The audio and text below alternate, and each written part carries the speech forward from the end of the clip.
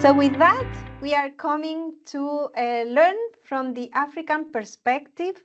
We have a very nice agenda for the week. We are in the middle of the week, reaching the top of our conference. We have come from targets to be active with ministries from Chile and Colombia.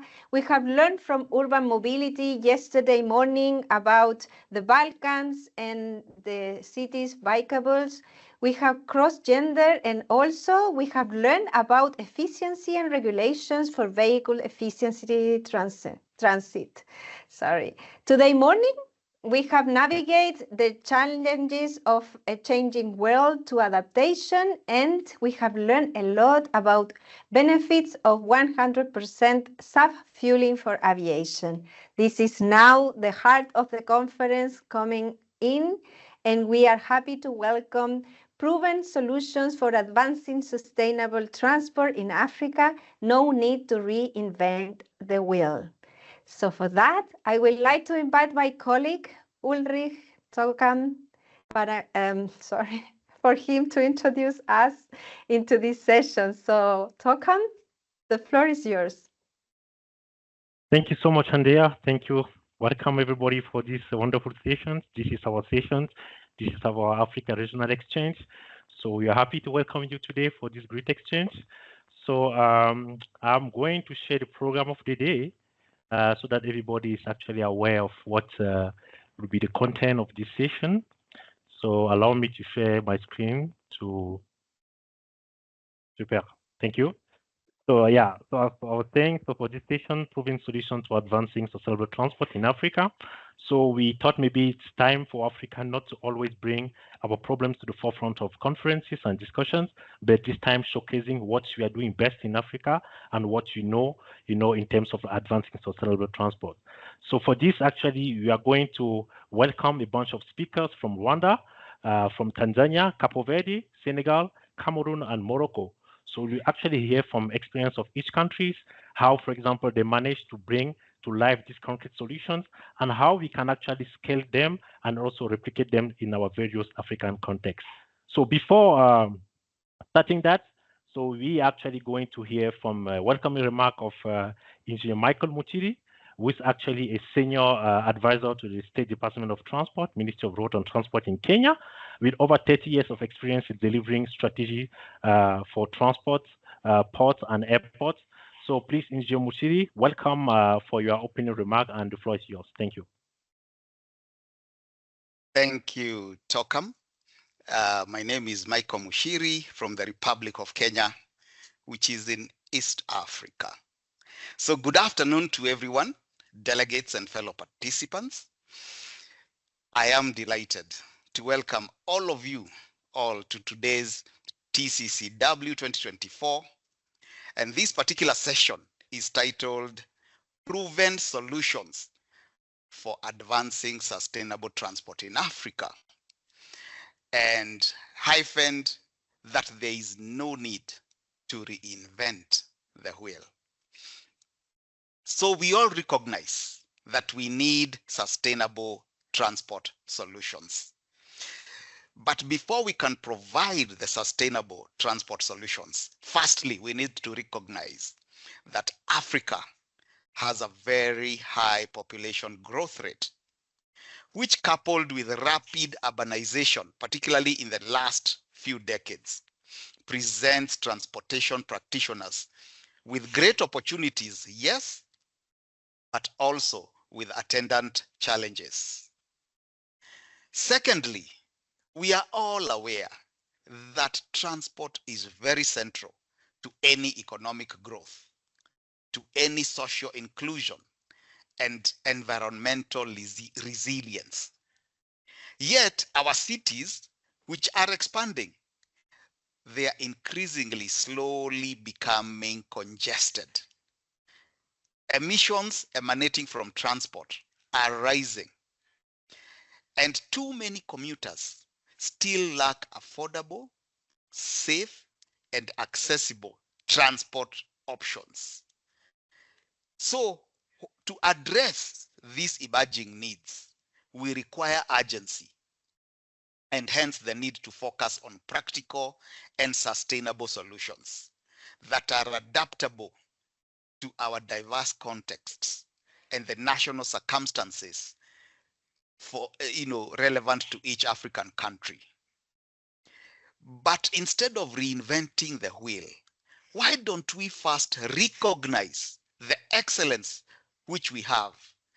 Then that excellence which we have within the continent, we can embrace and replicate in our countries. And this is the purpose of this particular session of TCCW 2024.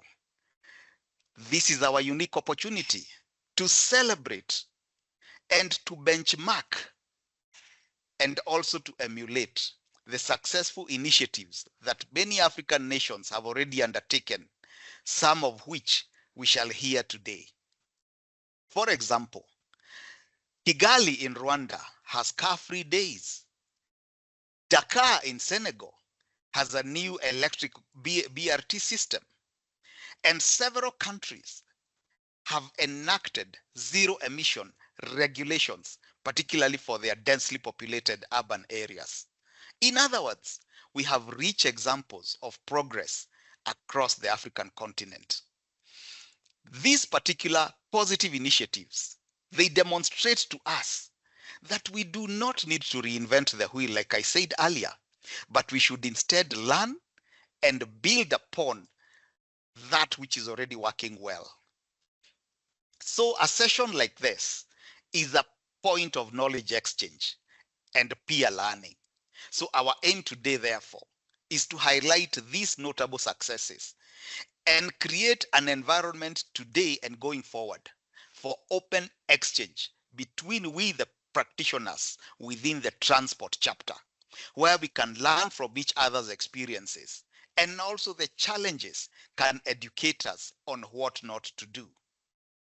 Lastly, we are all aware that the Conference of Parties under the United Nations Framework for Climate Change Convention is coming up in Baku, Azerbaijan.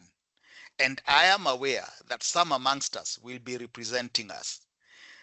Our call today is that having heard what TCCW has delivered till today and what we will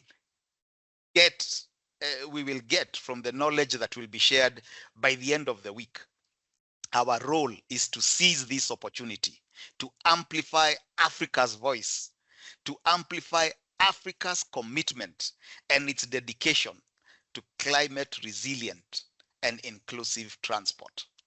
And with those few remarks, let me welcome you to this TCCW 24 session titled Proven Solutions for Advancing Sustainable Transport in Africa, where we are saying there is no need to reinvent the wheel.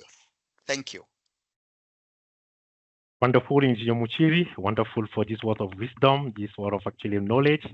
So without taking too much of our time, so we are actually going to move forward with the next presentation, the next speaker, who is Mr. Jean-Marie Vianney, who is currently serving as a green mobility specialist for the city of Kigali in Rwanda and deeply engaged in advancing sustainable transport initiative in his country. So he's also currently doing his PhD research at the University of Dar es Salaam, where he's actually developing a bike sharing model that incorporates both electric bikes and traditional bicycles to promote sustainable mobility in Kigali. So please, Engineer Jean-Marie Vianney, so the floor is yours. Please turn on your camera, share your presentation, and then we are looking forward to hear from you. Thank you.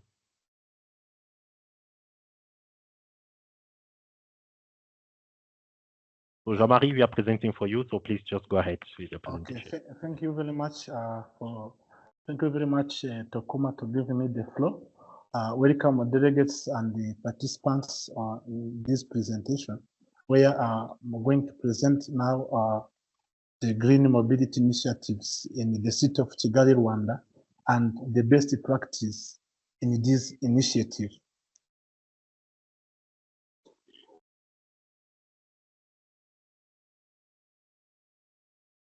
For this initiative, we are going to look on three key components. The one is the car-free day, another is car-free zone, then the last now will be the infrastructure.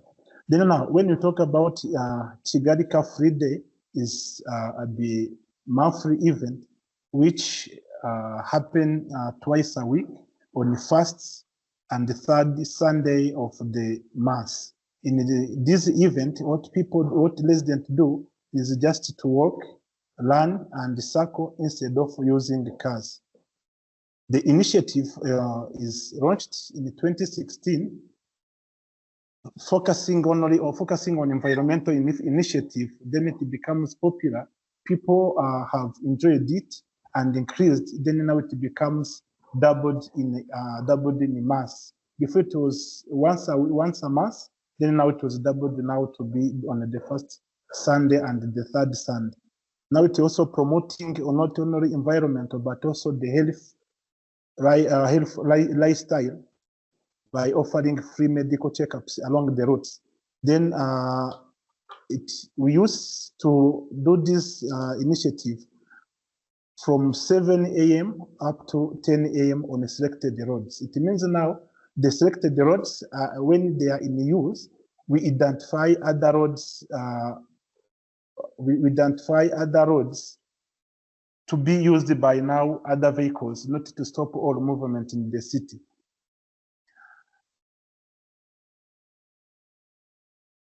The three main benefits when in the Car Free Day, they are health benefit, which is just walking, jogging, and cycling, and even free medical checkups and health advices on non-communicable diseases. Then on environmental benefit, as cars are reduced on a road, and then now when we control emission, we can see the impact. Then on the social benefits, the residents meet, interact, and also enjoy outdoor activities.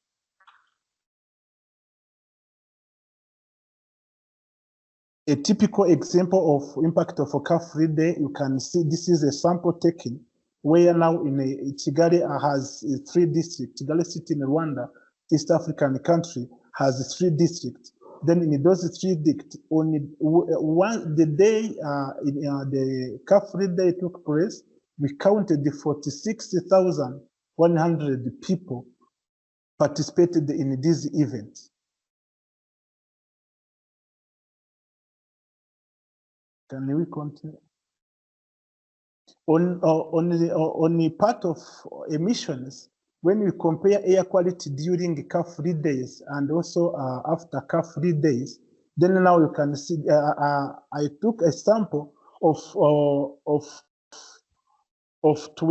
June 2021, and also a sample for 5 June 2022. Then now I compare during the Car Free Day and when there's no Car Free Day vehicle moving. If you can see on the carbon emissions during 2021 on the month of June, the carbon monoxide was low during now the initiative during the Car Free Day. Then now when after Car Free Day, you can see how it was raised more than doubled. This indicated the impact of a Car Free Day now on emission reduction. Then on the other side, when you look now in 2022, then now you will see again carbon monoxide was low, and then increased when now after Car Free Day. Then on the nitrogen dioxide, then you can see during the Car Free Day it is negative, but when the car are moving now it is positive. Then on the carbon dioxide and the PM 2.5, there is no big change. This also indicates now the impact of a Car Free Day on emission control or emission reduction. Then when we look now on the car-free zones, the city created the car-free zones to facilitate people who use people to use non-motorized means. It means people can cycle, people can walk. When you look at the top photo indicates before introducing the car-free zone. You can see it was a road, with two-lane two direction. Then now the bottom photo indicate after transforming it into car-free zone. Then in this area, there is internet for free. There is some kiosk where people can do smaller things. Then now the only movement in this zone is walking or cycling. Then when it is in the weekends, you can find more people there, which even you can find like 1,000 celebrating, moving in freely without fearing the cars or being hit by the cars. This is an impact of a car-free zone where the city of Kigali has started creating car-free zones in the different areas to prohibit cars there, then now to allow people to move freely, and sometimes it is not a long distance, like in 10 minutes, 15 minutes. People like it to enjoy their moving by foot. Maybe for screen sharing, I do not know the problem. After car-free zones, then now we have walking and cycling infrastructures.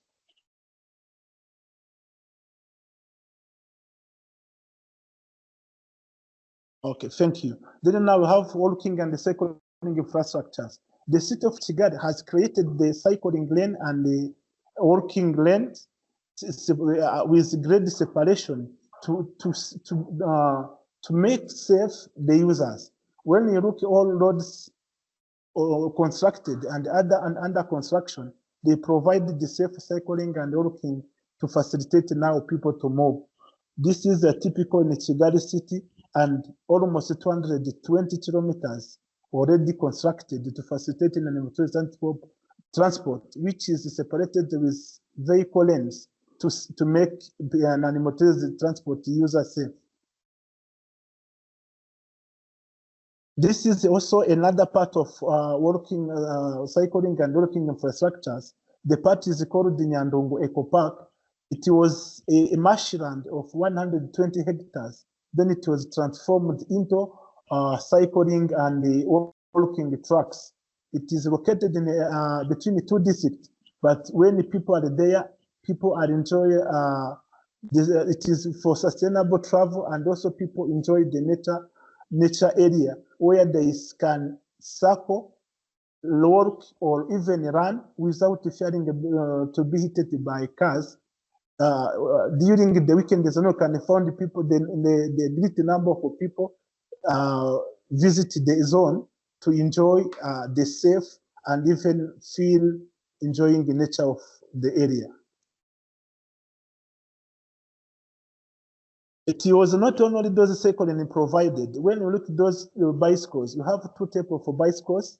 The one on the left side is delivery bicycle, electric bicycles, which now is going to be provided to company for deliveries to where they can shift from motorcycles, IC motorcycles, then now to the use of those electric bicycles. This is electric assisted bike, which even can reach at 30 kilometers per hour. It means during the jam, even the speed of those bicycles is greater than that of cars. On the other side, you have on the light side, we have now passenger electric bicycles, which have to be used by the Kigali city staff and even the government, other government institution staff, where now they can even shift from cars in some time, then they use bicycles. This is also we found it can be a solution now to minimize the emissions, and also on the other side, reduce the jam. If you can look, they are almost like 35 bicycles. The parking they occupy is almost for 3 vehicles. Now if 35 staffs brought 35 cars, getting parking is an issue. But when they come with those bicycles, they only occupy a place of 2 or 3 vehicles. You understand even how it is efficient or using those. And even they are electric assisted bicycles. It means now using them, it is easy to access all the different areas without spending much energy and even being and understanding that it is difficult to ride. This is a typical example you can see in Rwanda. Our uniqueness men ride. Now most of them are the staff of the city of Kigali, which indicate how they like to ride. This is also another type. Those are all staff of the city of Kigali. When now they stop, they use now those bicycles instead of using cars. They prefer to ride. Car Free Day was started in the city of Kigali in 2016, but expanded now in the whole country. Where those photos you can see, it is a typical example of Car Free Day in other districts beyond the city of Kigali. After understanding its impact, how it affects positively the life of people in terms of being tested, in terms of being tested for non-communicable disease, in terms of body fitness. Then now it was expanded in the whole country. Then today we are counting more than 300,000 people who participate in the Car Free Day on once a week. It means the week of Car Free Day we can count more than 300,000 people. Even when you look at this person with with red t-shirt, is me enjoying a Car Free Day, enjoying physical fitness after learning. Thank you, Jean-Marie. Thank you, wonderful for this presentation. So really appreciate the input from Kigali. So yes, we are going to move to our next presenter. So before that, it's important to highlight that please, the audience, if you have any questions, feel free to drop it in the chat, and then we'll have actually dedicated time for the Q&A. So our next presenter is Engineer Hamsi Juman Mulit, who is a technical advisor for green infrastructures and railway expert. He has just recently joined the EZ, where he's supporting the PIDA, Program for Infrastructure Development in Africa project. But before that, he used to be a senior project engineer for the design and building of the electric standard gauge railway in Tanzania. So we welcome you, Engineer Mulit, for your presentation. My colleague will present on your behalf. Thank you. Okay, thank you so much, Token, for the invitation. Can I share the my PPT? No, the PowerPoint Yes, is already been shared. Yeah, please, maybe you can just use the one that's been sharing now, so and you can just proceed with your presentation. Okay. Thank you so much. My name is Hamisi Jumanne Maulidi, working with GIZ as a technical advisor. Yeah, let's proceed, please. Next slide. Please go ahead. We can see the slides, Engineer. Can you see your slides yourself? Yes, yes. Now please, can you proceed? You have 5 minutes. Okay. Okay. Okay, now I'm presenting on the SGR construction in Tanzania. During the colonial era, Tanzania was used to rely on the diesel locomotive or diesel railways, which was used constructed during the colonial eras. But now Tanzania has constructing the new standard gauge railway, but the construction of the new standard gauge railway was due to the relying on the challenges that was faced before during the diesel locomotives. Next slide, please. Yes, on 14th of April 2017, the SGR construction in Tanzania was launched by the 5th President of the United Republic of Tanzania, which was the late John Pombe Magufuli. And the government of Tanzania was spearheading the SGR initiative from the conception, planning, financing up to the implementation. And this initiative was done by the government of Tanzania as part of the long-term vision to become a regional transport and logistic hub. As you can see on the right-hand side top, that is the Dodoma station during the construction, and this building was taking the shape of the Dodoma city, which has several mountains. So we take the shape of mountains to design SGR station like that. Next slide. Now, the construction and operation of SGR now in Tanzania is under the Tanzania Railways Corporation, which is TRC, which is owned by the government of United Republic of Tanzania. And it is operated and managed by TRC from day one since the operation has started. As you can see on top right, that is the building of Dar es Salaam station. Normally we call it Tanzanite station. As you know, Tanzania is rich in Tanzanite minerals, so we take the shape of the Tanzanite minerals to design this Dar es Salaam station.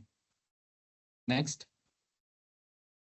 Now, as you can see, the SGR construction in Tanzania takes several construction phases, and the SGR construction was the design and the building contract, and the SGR was designed or constructed parallel to the former meter gauge railway. As you can see, for the phase one, which is has a total of more than 1,596 kilometers from Dar es Salaam to Morogoro now, which is under operation, completed 100%, but Morogoro to Maktopora, which also has 422 kilometers, also completed 100%. And now these two lots, lot 1, lot 2, they are under operation since August 2024. But other lots, lot 3, lot 4, and lot 5, they are under different construction stages, and you can see the percentage-wise. But also for the phase 2, which has almost a total stretch of more than 1,600 kilometers. It's from Tabora, Kigoma, Uvinza, Gitega, Musongati. This one, lot 2, will extend up to Burundi. But also we have Isaka, Rusumo, Kigali.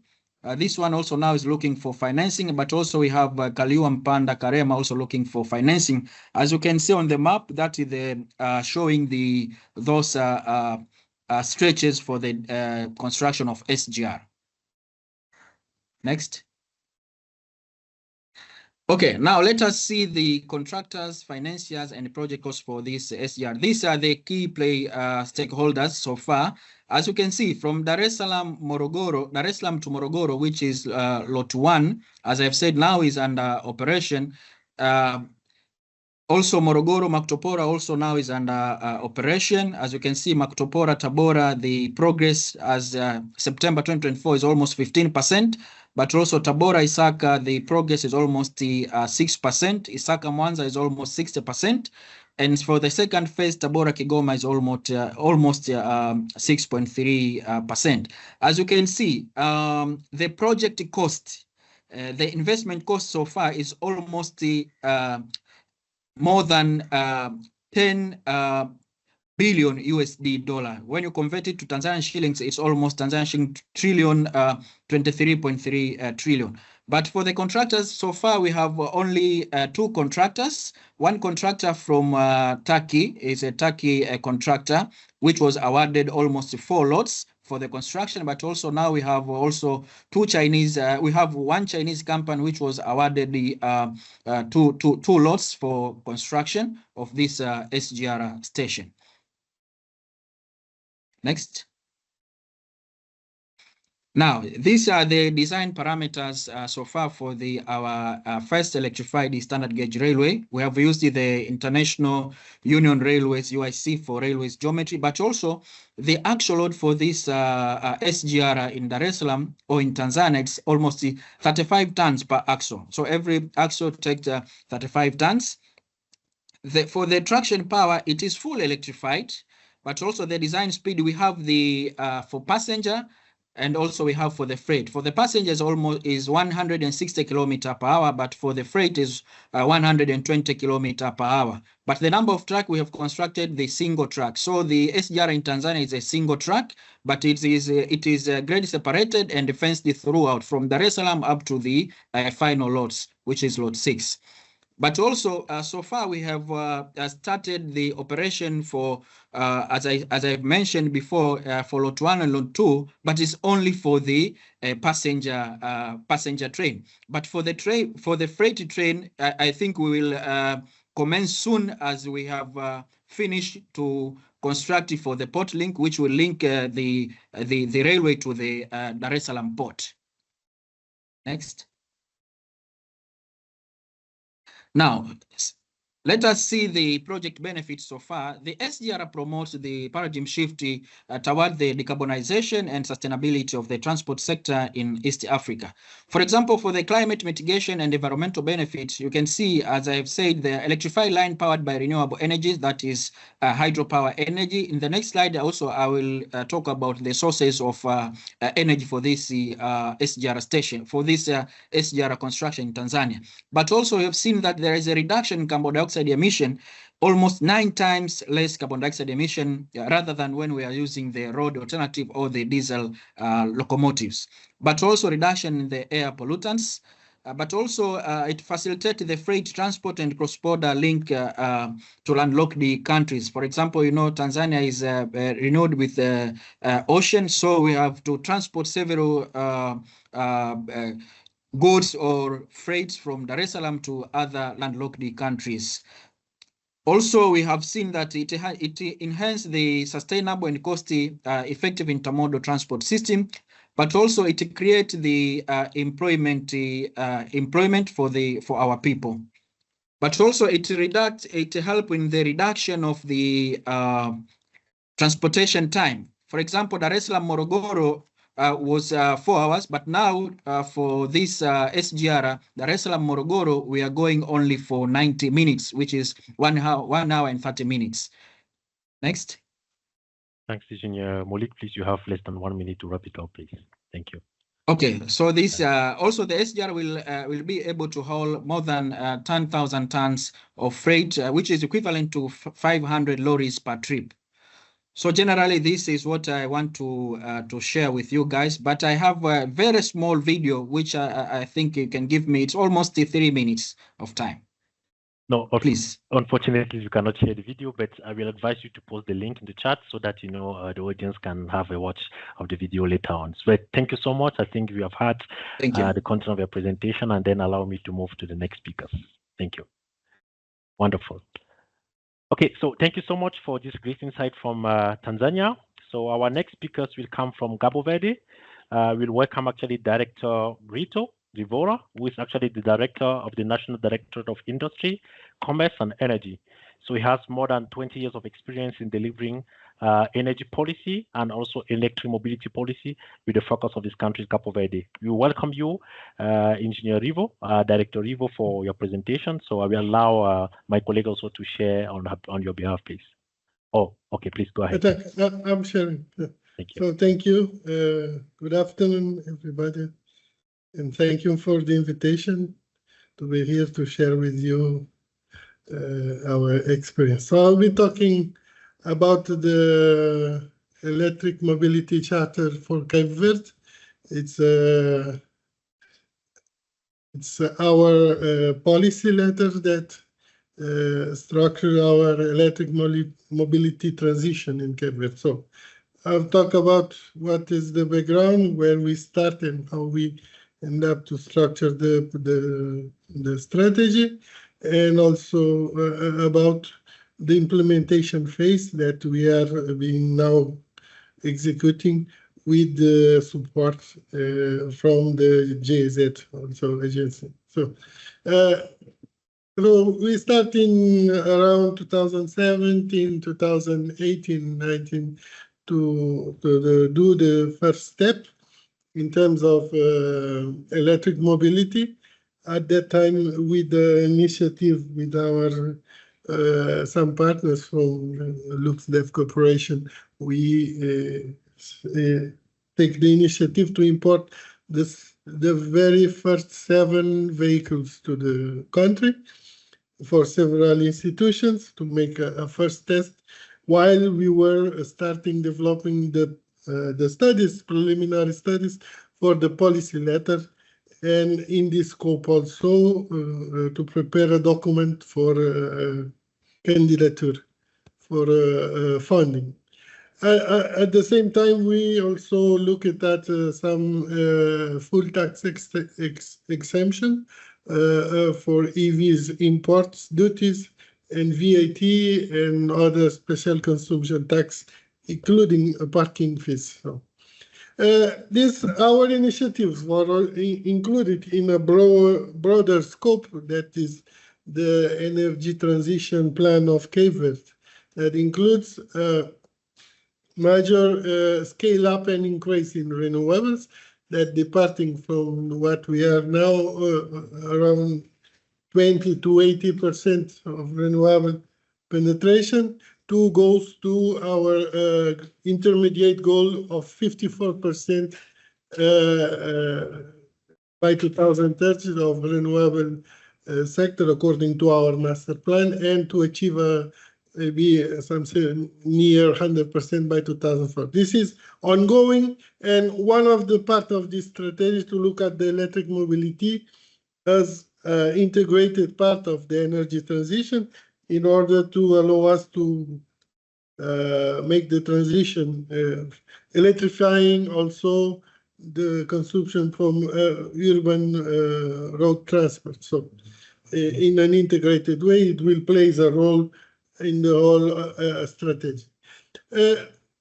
The policy letter that we developed at the time will envisage a two-stage, one from focusing on incentive and an impulse to the market, and then letting the market to act from 2030 and beyond. And the objective is that we can achieve at 2050 overall full transition to electrified fleet, and but in terms of intermediate the public sector, at least 2030 to have 100% in the public administration of EVs. We had this application for the mitigation action facility for a promotion of electric vehicle in Cape Verde, that we have been successful in mobilizing around the initial grants funds for implementing the project that we are now executing, that have 8 components. One, a rebate program that aiming to promote the acquisition of at least 600 EVs and 100 private charging stations. To establish a network of public charging stations with 4 public charging stations, 2 fast charging stations and not semi-fast. Developed the legal framework, established 2 e-bus pilots for 4 of the city, and a capacity building program.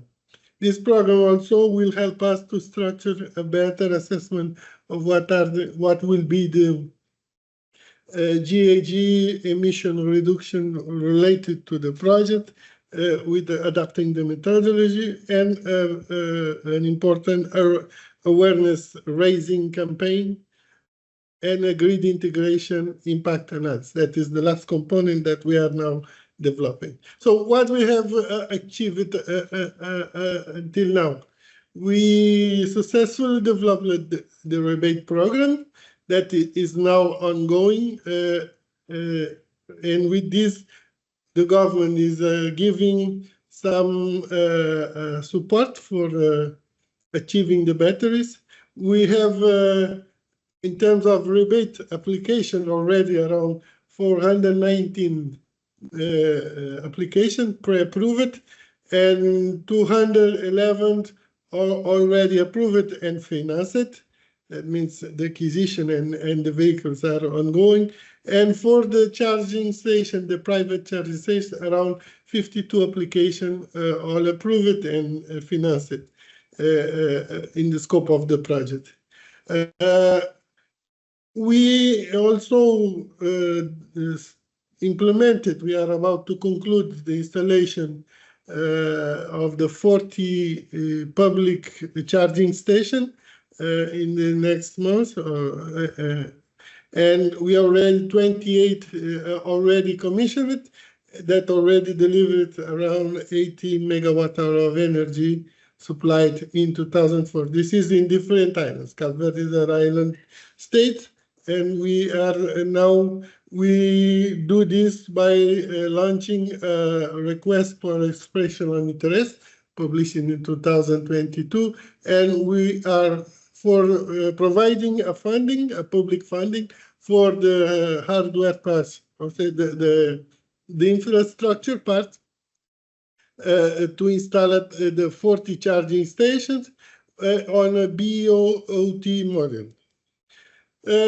The capacity development part also, we assign it to MOU with two of the main institutions that are providing training in Cape Verde, one for installation and maintenance and certification of charging station, another with maintenance, EV maintenance, and trainees for 10 trainees that will follow up on including the model for regular training for offers and for the maintenance of EV equipped with voltage systems. These trainings was already occurred.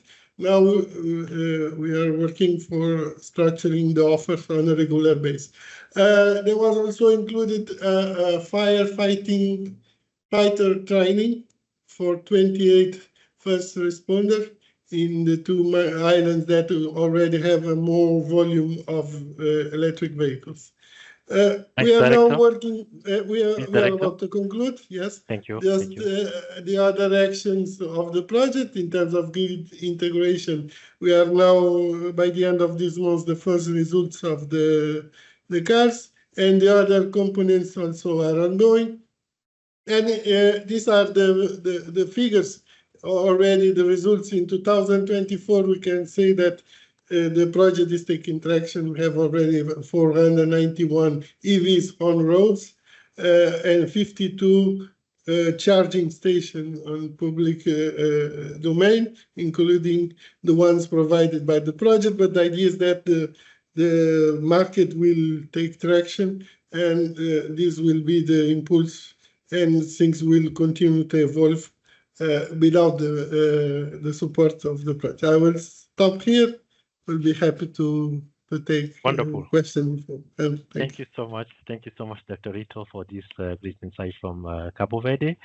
So now we are actually reaching out for the Q&A question for these first three presentations. So we have questions to Jean-Marie from Rwanda. So the first question is, what was the pushback experience, opposing this car-free days project during implementation? So what was the pushback, for example, you have experienced during the implementation of this project? Please, Jean-Marie, if you can just open your mic, yes, and then answer the question. I can respond. Okay. For the pushback, it was not easy at the starting, but with time, people understood, and today they are the one who can claim to increase not only on force existing sites and even the two other sites far from the existing sites. Good, thank you. So there's also one question about, how you started this project. So how did you start this car-free days project in Kigali? The way we started with one site. Then from one site we communicate to people, calling them to participate. Once now people join on grid number, then we look how we can extend not only to one site, then to other sites. Interesting. Well, maybe can you list some key stakeholders for these initiatives, and then how has it been financed, this car-free days initiative? Really, when we say car-free day, there is no big financial support needed. It is just only to communicate to residents of the city or the visitor to the city, the road now to be used in the car-free day. Then now people cross all intersection. Then provide alternatives. Then now car-free day, as I said, start with on 7 a.m. up to 10 a.m. Then now people can relax, can walk, can feel free, work safe, cycle safe, without fearing to be taken by cars. Thank you. And then maybe one last question is, what will you advise to other African cities who are actually willing to also initiate this kind of initiative in their context? what is your advice to those African cities? What I can advise African cities that is to mobilize the people, to create zones in roads, to identify roads in their zones which can attract more people and then communicate to people. They benefit, as I said, it is only for environmental benefits and even health benefit, where people can be tested for non-communicable diseases and they understand the status. Those who are in danger now can be easily supported without remaining at home. Thank you so much, Jean-Marie, for this great insight. So we are actually closing the first round of the pitching solutions that we have actually hearing from Rwanda, Tanzania, and Cabo Verde. And we are straight moving forward to the next round of the solutions. But now we are welcoming our speakers, from the Francophone countries. And the first one will come from Senegal. His name is Patrick Dione, with several years of experience in development of transport infrastructure and services. He works for the Institute, which is actually the urban mobility authorities of Dakar. And then before that, he actually also worked as a consultant for the World Bank, also supporting several projects in East Africa. We welcome you, Patrick Dion, for your presentation. And okay, so your presentation is already on. So thank you so much, and then the floor is yours.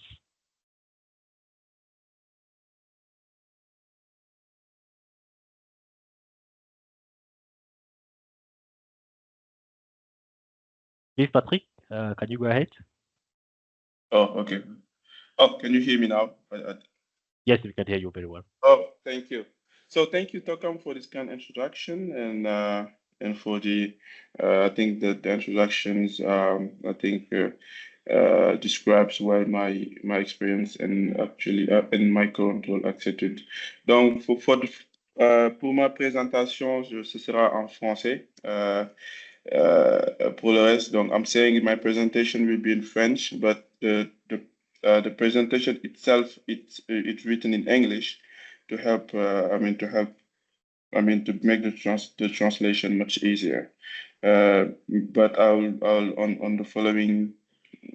following up, I will be pitching in French. Donc mon nom c'est Patrick Diamédion, je suis ingénieur spécialiste en transport au CETUD. Dakar, Sénégal. Donc, je vais parler aujourd'hui du projet Verde de Dakar, mais avant ça, on va juste prendre un moment pour parler du CETUD et du contexte de la mobilité à Dakar. Donc, le CETUD, c'est l'autorité organisatrice des transports à Dakar, qui est chargée aujourd'hui de la régulation et de l'organisation du transport dans les régions de Dakar et de Thiès, qui sont localisés un peu à l'ouest du Sénégal. Dakar et Thiès, c'est principalement les deux plus grandes villes du Sénégal. Donc, comme mission, comme je l'ai évoqué tout à l'heure, le CETUD a pour mission aujourd'hui de développer des systèmes de mobilité, des stratégies de mobilité durable. Nous avons également en charge la modernisation des transports publics avec un programme de renouvellement des bus qui a été entamé depuis 2005 et maintenant depuis 2005. Donc, nous avons également en charge la régulation du système de transport public en tant qu'autorité organisatrice. Tout ce qui est transport public, le transport de masse, BRT, de transport par bus, les taxis, les transit, mais également le paratransit. On a également depuis 2017-2022, on nous a attribué de nouvelles responsabilités, comme la gestion de la circulation et du parking dans l'agglomération de Dakar et bien sûr en relation avec la collectivité, notamment les villes. Mais également, pour le reste du pays, nos missions ne sont pas encore étendues là-bas. J'ai tout à l'heure évoqué que les régions de Dakar et de Thiès, nos missions ne sont pas encore étendues, en tout cas dans le reste du Sénégal. Mais nous fournissons un appui technique à ces collectivités-là qui se trouvent hors de notre périmètre. Nous les accompagnons dans des études de mobilité pour l'instant. Voilà. Donc, c'est depuis 1997 que l'Institut a été créé. Donc, ça fait maintenant plus de 27 ans qu'on que le CETUD est leader en fait en matière de mobilité, de régulation de la mobilité. Franchement, c'est parmi les premières aussi autorités organisatrices créées en Afrique. Voilà. S'il te plaît, Donc, Patrick, oui. tu as moins de 3 minutes pour finir ta présentation. Donc, s'il te plaît, si tu peux légèrement accélérer. Ok, parfait. Voilà. Donc, pour passer directement à la présentation rapidement, hein. Donc, aussi, aujourd'hui, le BRT, en fait, c'est un projet de PPP qui a été financé par la Banque mondiale pour la partie infrastructure, mais également qui a été financé en bonne partie par l'État du Sénégal, notamment, voilà. Donc, c'est un projet aujourd'hui c'est un projet de voie réservée, hein. Je vais pas peut-être voilà, passer du temps sur la slide pour des fautes de temps. Je pourrais répondre aux questions après. Donc, c'est un PPP, une partie financée par l'État du Sénégal et l'autre partie financée par une société privée. Donc, chaque partie l'État du Sénégal a pris en charge généralement la partie infrastructure et le privé, en général, il a pris en tout ce qui est système de transport intelligent et sera en charge de l'acquisition des bus et du matériel roulant et également de l'exploitation du BRT. Donc, pour aller vite, donc, on a une bonne partie qui concerne aujourd'hui la digitalisation des transports avec un système de ticketing intelligent, un système de ticketing et un système également d'opération, système d'aide à l'exploitation et l'information voyageur aussi intelligent. Donc, ce qu'on peut noter, c'est globalement une modernisation aujourd'hui du transport avec l'inclusion, l'intégration du numérique dans le système de transport à travers le BRT de Dakar. Donc, vous connaissez déjà, c'est un projet de BRT qui est 100% électrique avec des bus de 18 mètres articulés avec une capacité de 250 personnes. 100% électrique. Voilà.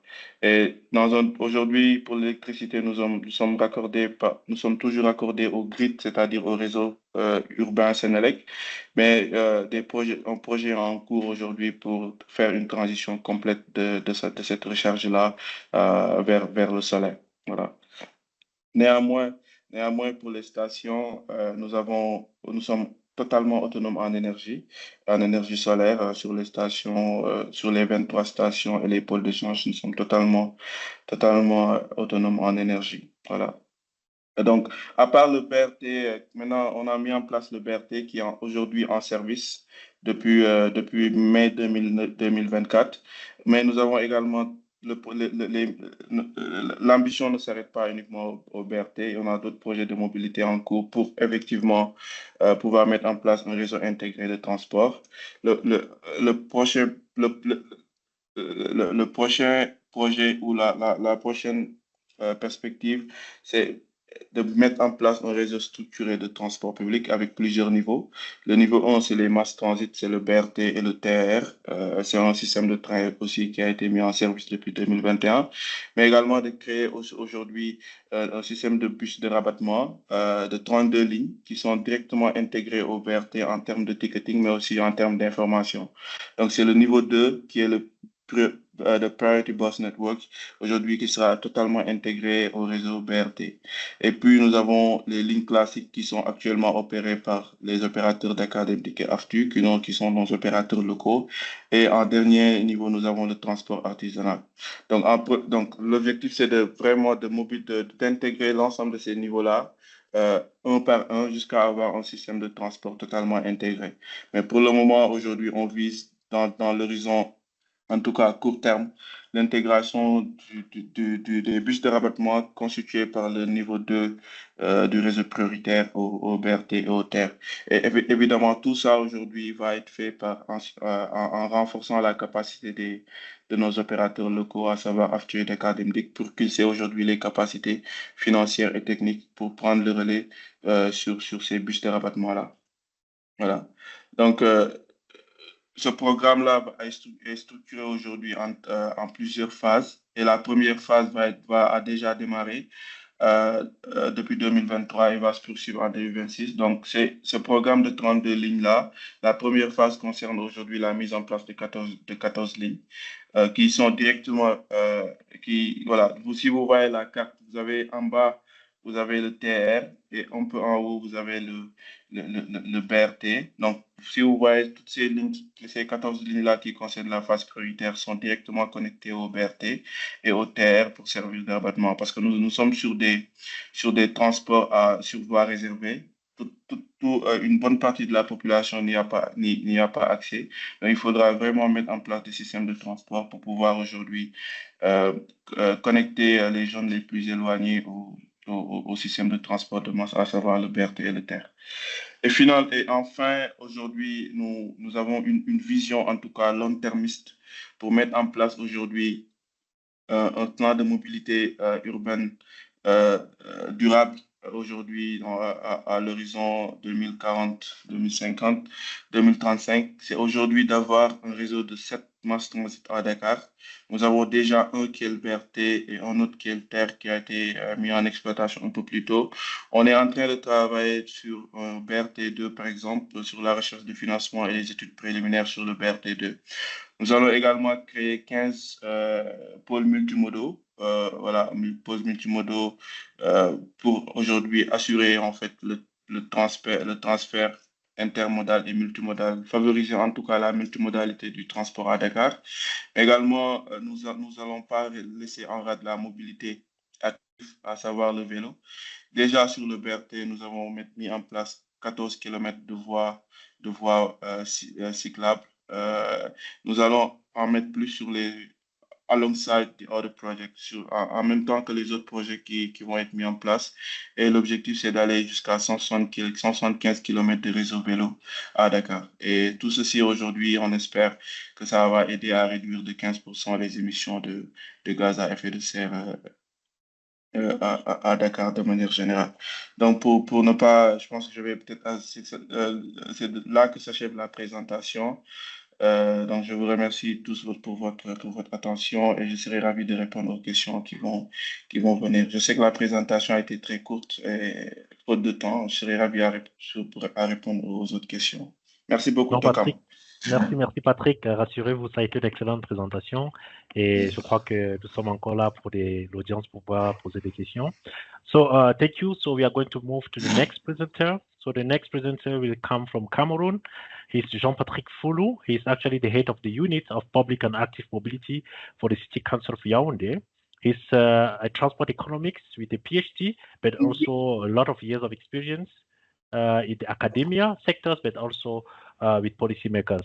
So please, I will, Patrick, kindly stop sharing your screen to allow my colleagues to share the presentation of Patrick Foulou. Yes.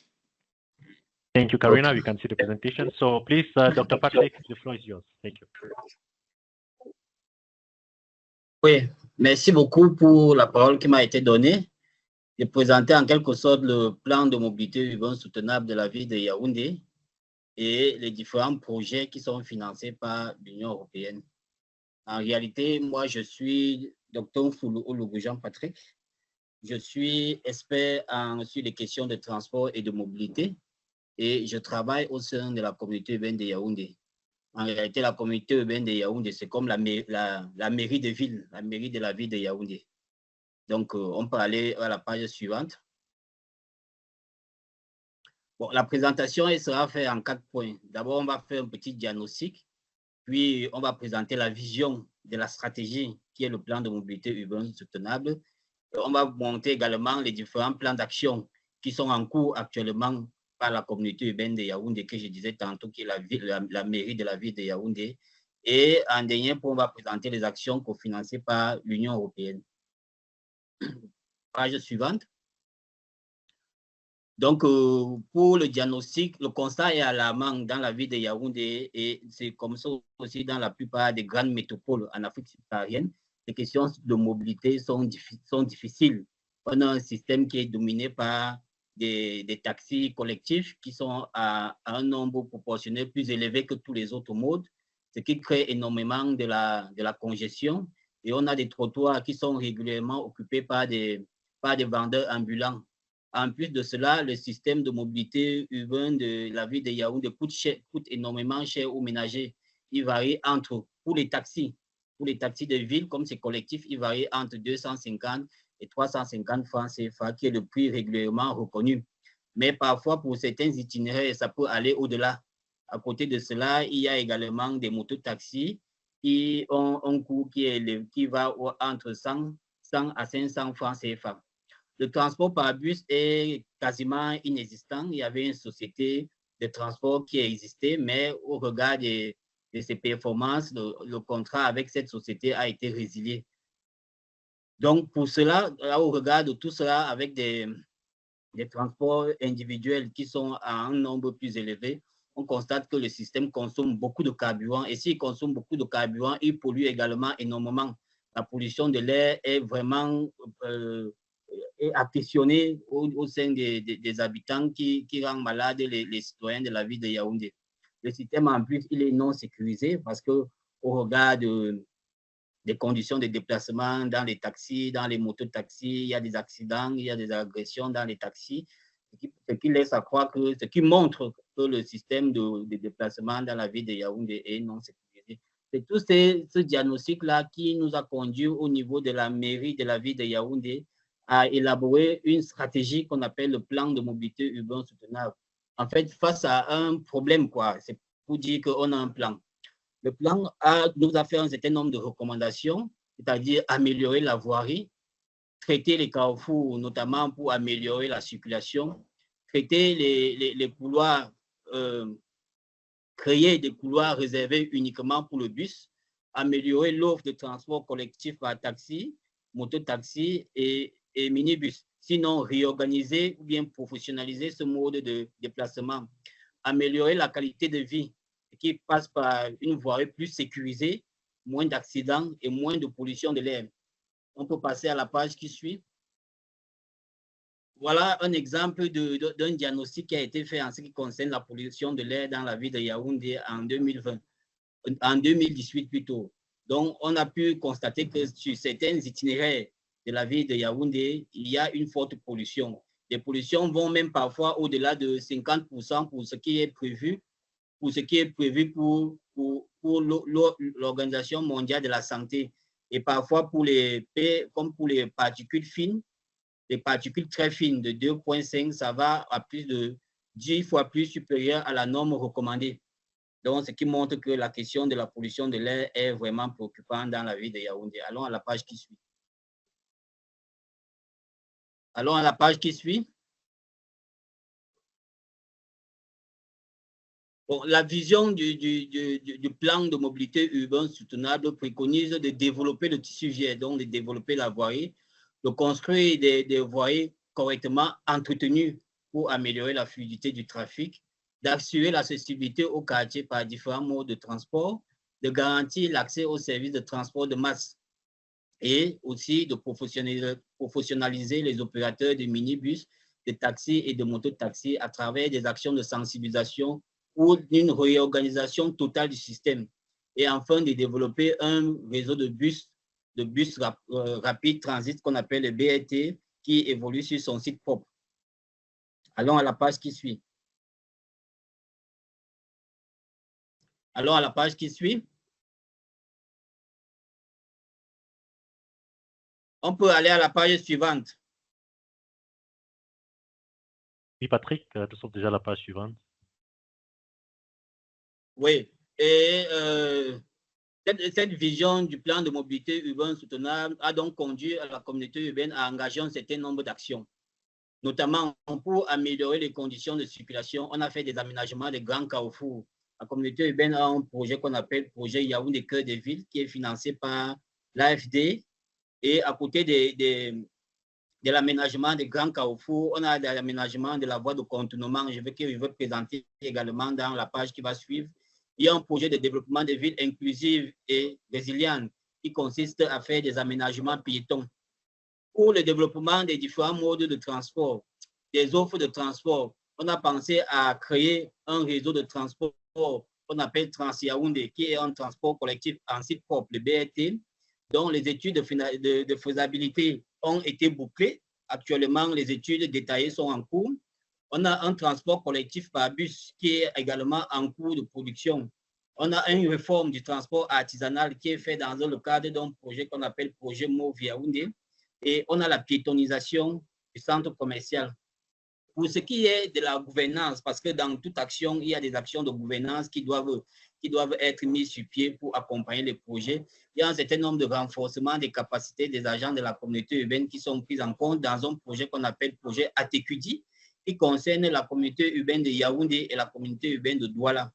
Il y a la mise en place dans ce projet qui va aboutir à la mise en place d'une autorité organisatrice de la mobilité, d'un observatoire de la mobilité et d'une agence d'urbanisme. Pour ce qui est de la réduction de la pollution de l'air, la communauté urbaine de Yaoundé a mis en place un certain nombre d'outils qu'on appelle des capteurs qui ont pu être installés dans toute la ville de Yaoundé pour mesurer la pollution de l'air dans la ville. Et aussi, ces capteurs nous ont relevé que les de pollution est préoccupant dans certaines zones. La page qui suit. Patrick, nous n'avons plus beaucoup de temps. S'il te plaît, en 1 minute, tu peux peut-être présenter le projet MOVE. Le projet, va donc à la page qui suit. Next slide, Carita, please. Oui, oui. Thank you. Bon, ça, c'est le projet BRT qui est financé qui est appuyé par l'Agence française de développement. Va à la page qui suit, dont les études de réalisation ont été finalement bouclées. Et on est en attente des études détaillées. Bon, le projet MOVE qui est financé par la GIZ et qui a 2 champs d'action. Le premier champ d'action consiste à faire des aménagements piétons au niveau du centre-ville de Yaoundé en vert, que vous voyez en vert sur la première image. Et il y a également le deuxième champ d'action qui concerne à professionnaliser le secteur artisanal des taxis, des mototaxis et des minibus. Éventuellement, ce projet est financé par l'Union européenne à hauteur de 6,8 millions d'euros. On peut aller à la page qui suit.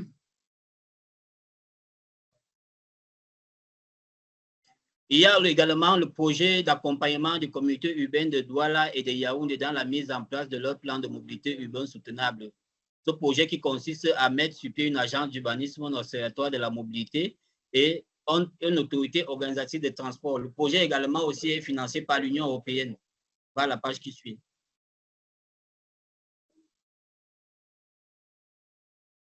Voilà un exemple de journée sans voiture ou bien de semaine de la mobilité qui avait été organisée à Yaoundé en 2022, où on a pu entreprendre des actions, des petites actions d'urbanisme tactique sur une avenue qu'on appelle l'avenue Kennedy.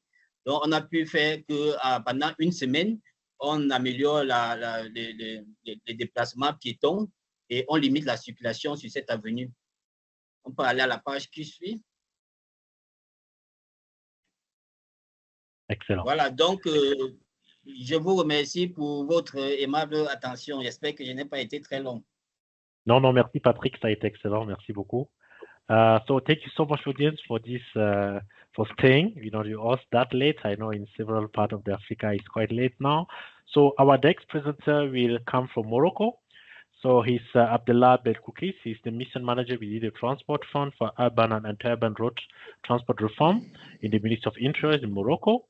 So he has also several years of experience in delivering transport policy analysis with the focus of Morocco. So we welcome you, Mr. Abdullah, for your presentation. And yes, please go ahead. My colleague will present on your behalf, please. Alors, merci beaucoup pour m'avoir donné cette occasion pour partager l'expérience du Royaume du Maroc dans la mise en place de politiques de financement de transport public urbain, surtout en mode de transport en site propre.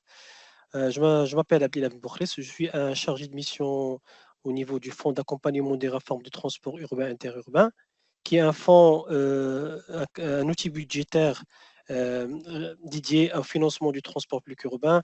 C'est un CAS, un compte d'affectation spéciale, que je vais vous présenter dans ma présentation et dérouler sa gouvernance.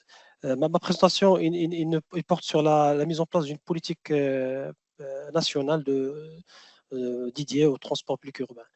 Donc, sans plus tarder, est-ce que vous passez au premier slide? Alors, le plan de ma présentation, le plan ne paraît pas. Voilà. Donc, je vais le plan, je vais vous présenter les éléments de contexte et le fonds FRAT comme outil de financement du secteur du déplacement urbain. Et je vais exposer les réalisations du FRAT et le retour d'expérience dans la mise en place d'une politique de transport public urbain, de financement du transport public urbain au Maroc. Alors, s'il vous plaît, la prochaine slide. Alors, tout d'abord, le ministère de l'Intérieur. Pourquoi le ministère de l'Intérieur au Maroc accompagne le secteur? Vous allez par rapport aux autres pays où il y a le ministère du Transport, où il y a d'autres agences ou organismes dédiés, tout simplement parce que nous suivons l'exemple français. Donc, nous avons la décentralisation, nous avons des collectivités territoriales qui ont une autonomie financière et de gestion. C'est des élus, des représentants de la population qui ont la compétence dans le domaine du transport public urbain. C'est pourquoi le ministère de l'Intérieur est un ministère de tutelle. Maintenant, on dit un ministère d'accompagnement qui accompagne ces entités pour mettre en place un transport public résilient, respectueux de la nature et capacitaire, c'est-à-dire de type tramway et BRT, bus rapid transit ou BHNS. Donc, dans ce premier slide, comme vous le savez, dans tous les pays où une politique de mobilité urbaine n'est pas mise en place, il y a une spirale négative, je dirais, qui s'installe due à l'augmentation, à la congestion, au développement du secteur informel et aussi à la motorisation qui in fine, engendre un cercle vicieux qui est un recours accru aux voitures, aux taxis à l'informel et une congestion dans la circulation, une baisse de la vitesse commerciale et aussi une baisse des recettes pour les exploitants du transport public urbain. Aussi, vous avez ce qui engendre aussi des déficits en investissement dans le domaine. Donc tout ça, c'est le coût de la non-politique, c'est le scénario fil de l'eau, où on n'a pas de politique je dirais, dédiée au secteur de transport public urbain. C'est pourquoi le Maroc, depuis 2008, s'il vous plaît, la prochaine slide, avant, quelques données sur les enjeux du secteur au Maroc. Nous avons un taux d'urbanisation au Maroc qui avoisine les 64%. Une population urbaine toujours grandissante. Nous avons 23% de notre population qui est installée dans les villes à plus de 100 000 habitants. Et nous avons une concentration de 70% de cette population urbaine dans les villes de 100 000 habitants. Et vous avez aussi un parc automobile assez conséquent, 4,5 millions à peu près de véhicules par rapport à une population de 35 millions d'habitants. Vous avez un taux de motorisation qui est en hausse et une part modale d'une marche subie de 50%. La prochaine slide, s'il vous plaît. Donc, tout ce constat-là, c'est à inciter les pouvoirs publics, le ministère de l'Intérieur, c'est bien sûr avec l'accompagnement de la Banque mondiale et d'autres acteurs gouvernementaux pour mettre en place une stratégie nationale de déplacement urbain qui a été appuyée par la Banque mondiale et qui a été battue sur trois piliers, c'est sur la gouvernance du secteur, la planification et le financement.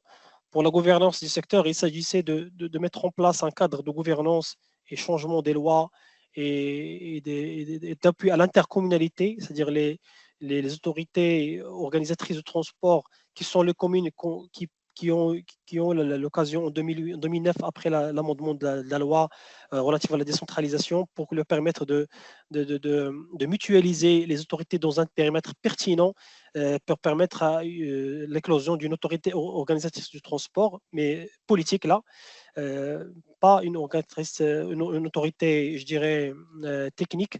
Je vais l'expliquer dans le slide qui va prochain.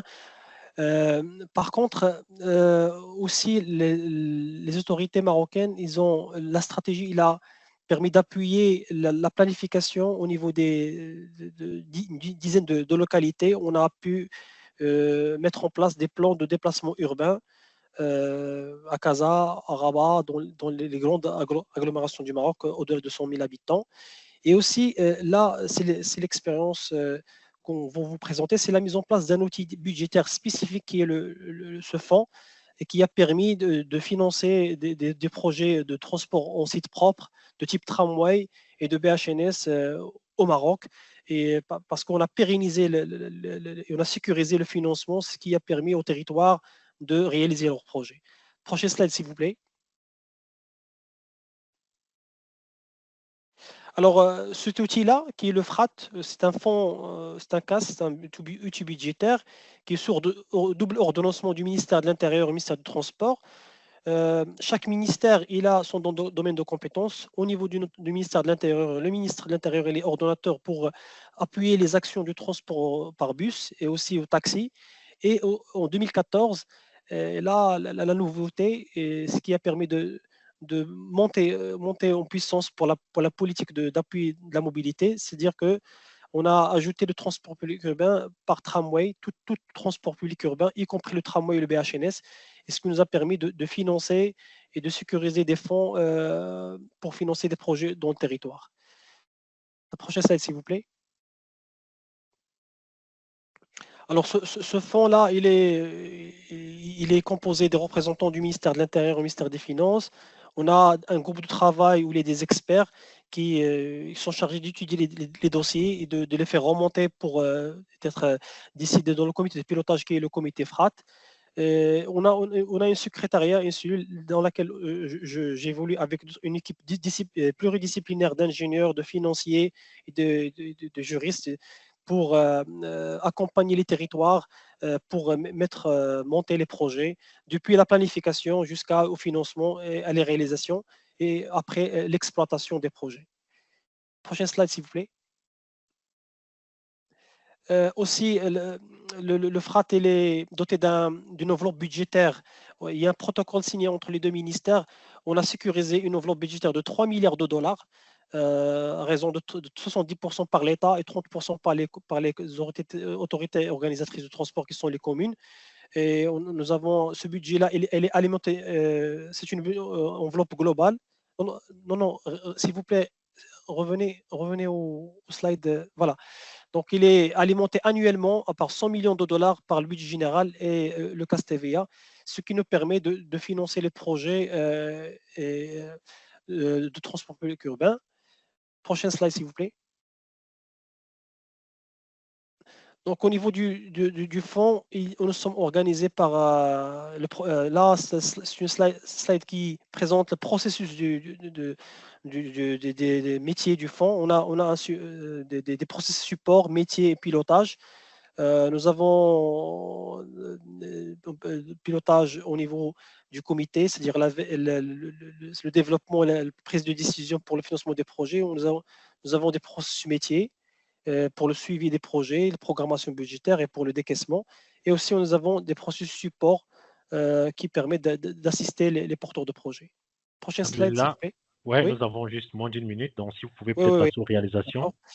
Ouais. Donc, les financements, donc, nous partageons avec vous notre expérience, c'est-à-dire que pour financer un projet, on exige qu'il y ait un PDU, qu'il y a une SDL, qu'il y a des études techniques, qu'il y a un montage financier, c'est-à-dire qu'il y a toute une organisation, il y a un comité technique, il y a un comité de décision qui permet et notre retour d'expérience pour le financement des projets, c'est-à-dire en procédant par un appui frontal et en nous demandant à l'entité porteuse de projet qu'on va expliquer dans la prochaine slide de lever un emprunt auprès des bailleurs de fonds et en nous remboursant les prêts.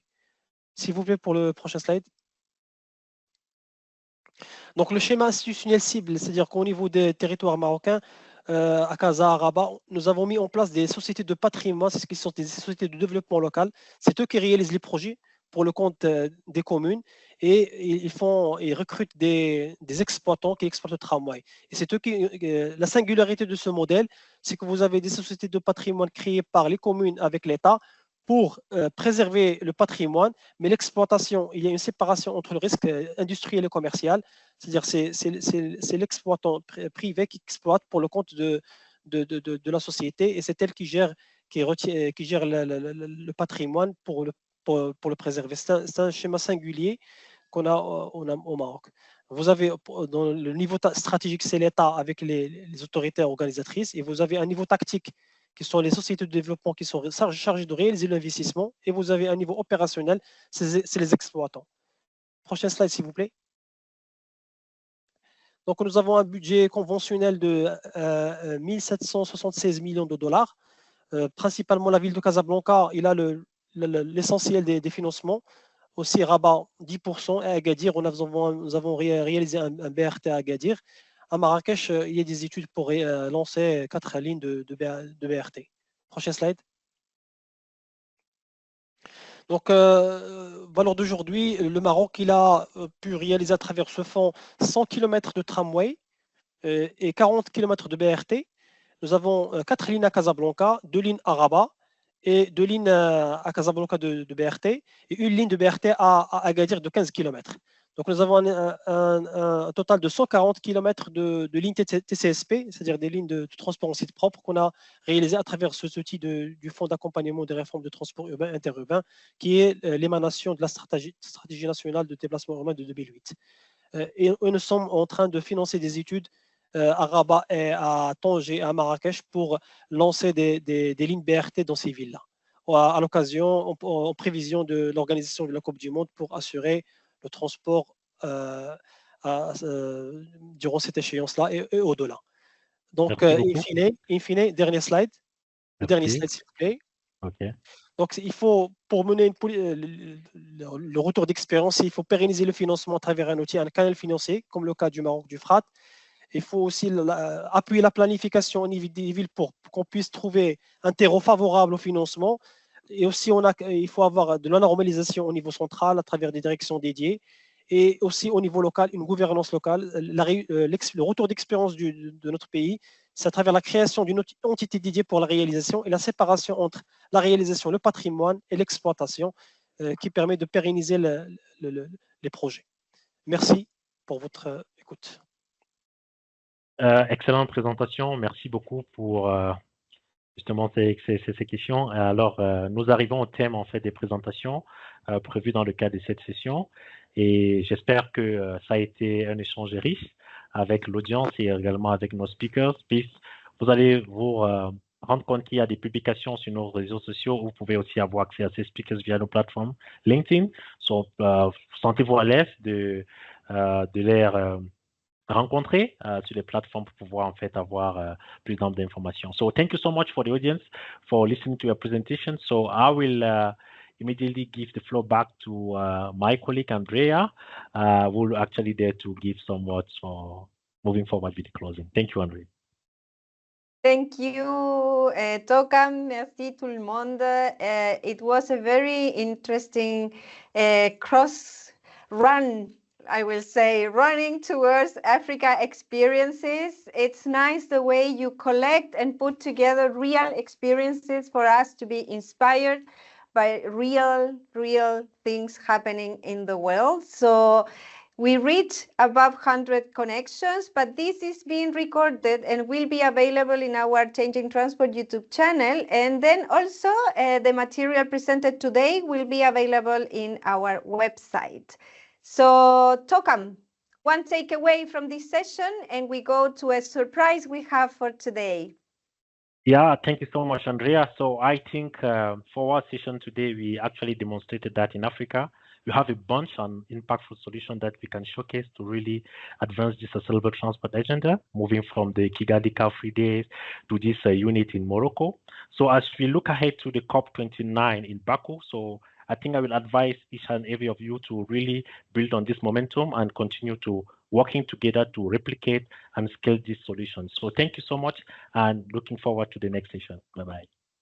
Thank you, everyone. Don't go anywhere because we have a little surprise for everyone. I would like to ask our special guest, Taylor Wright, if you can turn on your camera so our support can see you. Don't go anywhere. Where are you? Taylor, are you there? Yes, there you are. So yes, I would like to introduce you to Taylor Wright, who has a nice platform to share with all of us. So Taylor, you can take the opportunity to show us this innovative platform that people can have very valuable information from. Yes, thank you, Andrea. And good morning, good afternoon, or good evening to wherever you may be joining this call from. Thank you so much, Andrea, and to Tokam for that wonderful presentation. My name is Taylor Reich. I am a data science manager at the Institute for Transportation and Development Policy, ITDP, a transportation-focused NGO working around the world, especially in lower and middle-income countries. And I'm going to be presenting just for a few minutes today on the Atlas of Sustainable City Transport. Now, I'm going to put a link in the chat here. So I'm going to have some slides, but actually it's probably better if you just go to that link, atlas.itdp.org, and look around for yourself.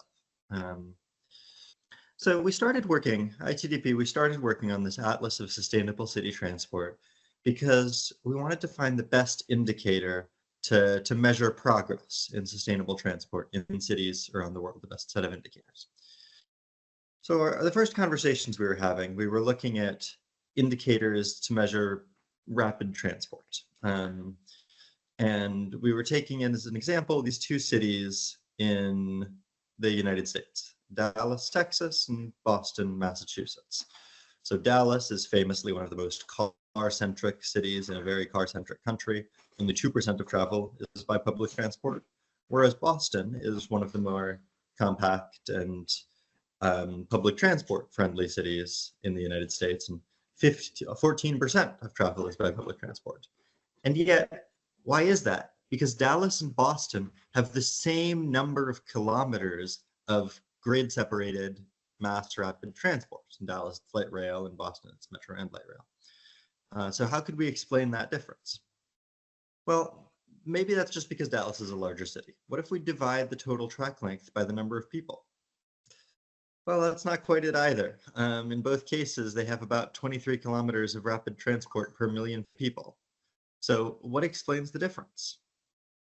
The difference is the percentage of the city population living within walking distance of a rapid transport system. So even though Boston has no more kilometers of rapid transport than Dallas, it has 7 times as many people living within a short walk of a rapid transport station, which explains why it has 7 times the number of people traveling by public transport.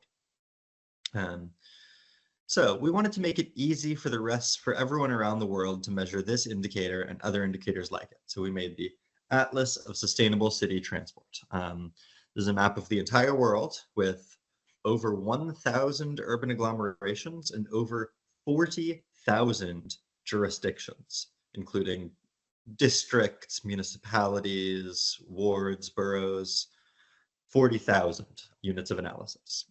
It also has 9 different indicators, including not only people near rapid transport, but also population density, block density, people near protected bike lanes, and many others. So because I only have a few minutes, I'm going to dive into people near protected bikeways as an example. So this is a map of people near bikeways going back to Boston, actually. Apologies that my examples are a little US centric, but it works just as well in any other city in the world. So you can see that 27% of people in the Boston area live within a 300-meter walk of a physically protected bicycle lane. You see that ranks 81st in the world, but 3rd in the United States. We can also take a look at how that breaks down by municipality. So the city of Boston itself, the actual municipal boundaries of the city called Boston, have a lower ranking in people near bikeways, but one of the adjacent municipalities, Cambridge, Massachusetts, has a full 88% of people living within a short walk of a protected bicycle way, one of the very best in the entire country. And so you see how the Atlas permits you not only to compare urban agglomerations internationally, but also allows you to compare municipalities or districts within an urban area or within a country. A little bit more information. We've based all of our indicators on open source data. All the measurements are available for download. We are going to update the data annually. And in fact, we are coming up on the very first annual data update, which we're planning for January, February of 2025. So please stay in touch and you'll see that data when it goes live. I'm very excited to have a first opportunity to see how cities have been already increasing their bicycle infrastructure or public transport over the past year. So atlas.itdp.org. I should also mention the current data for population density in the USA has a bit of a bias.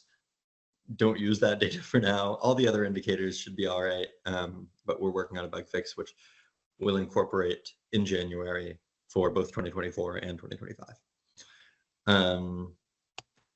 We really hope that also the Atlas is an ITDP project, but we did not do it alone. We could not have done it without the help of many, many, many reviewers and partners, especially in data sourcing, but also in validation and algorithms, and our friends at Transitar Consultoria who implemented the web front end. Just to go back to the Atlas slide here, we really hope our goal with the Atlas is to inspire more evidence-based decision-making about transport investments.